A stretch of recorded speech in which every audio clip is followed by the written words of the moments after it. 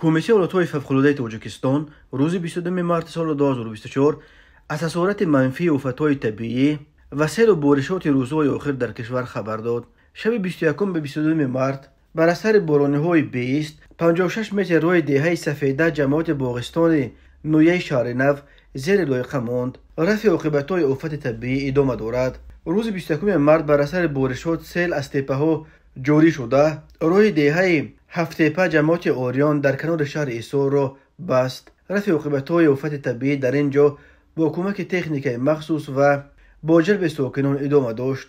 روز 21 مارس در حدود دهه نوروز جماعت نومان رازق در کنار شهر وحدت به سبب بالا رفتن سطح آب دریای سیمگنج خط کنده شدن بند آب یا دنبه به وجود آمد. به این دلیل 20 عائله را به مکان امن کوچانیدند. روز 21 مارس ساعت 16:20 در کوچه کنار مغول شهر راغون بر اثر بارشات شدید یک تپه کوه لغزیده راه داخلی شهری را بست. کارمندان کمیته اولویت‌های فوق‌العاده و خدمات راه شهر راغون عاقبت این آفت طبیعی را برطرف کردند. روز 21 مارس بر اثر بارشات 25 خانه ساکنان دهه چارباغ 2 در جماعت عینی نویه خراسان زیر آب ماند. 20 عائله را موقتا به جای امن کوچانیدند. روز 21 مارس سیل یک کوچه و 5 حوله ساکنان دهه بهار جماعت به نام قدرالدین غیاثوف نویه جومی را زیر کرد. در نویه قبادیان روز 21 مارس در دهه رفشن‌آباد جماعت ناصر خسرو سیل آمد ولی یگان آسیب به نظر نمی رسد.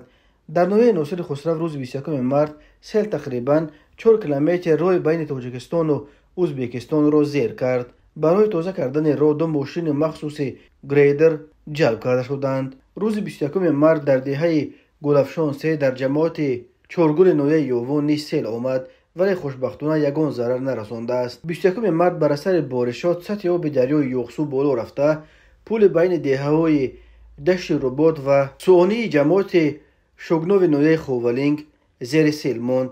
حالا این پول علاقه تازه کرده شده است. 21 مارس در راه بین نورک و وحدت سنگریز به عمل آمد. راه علاقه تازه کرده شده روی نقلیات از نو برآمده شد. 21 مارس بر اثر بارشات و سیل کانال شورکاس در نویه تیمور ملک مجرای خود را دیگر کرده بنای خدمات سوختارنشانی این نویه را زیر آب کرد. در حدود جماعت‌های کوریز، پوشینگ و صفابخش و مرکز نویه دنغره نیز سیل آمد و چندین حوله و راه را زیر آب کرد.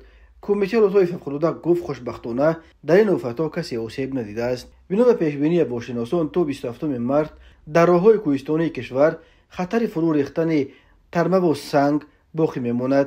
کمیته به این دلیل از همه خواسته است که در این روزها از سفر به مناطق خطرناک به ماهیداری و شکار، هیزمچینی و چرانیدن چاروا خودداری کنند.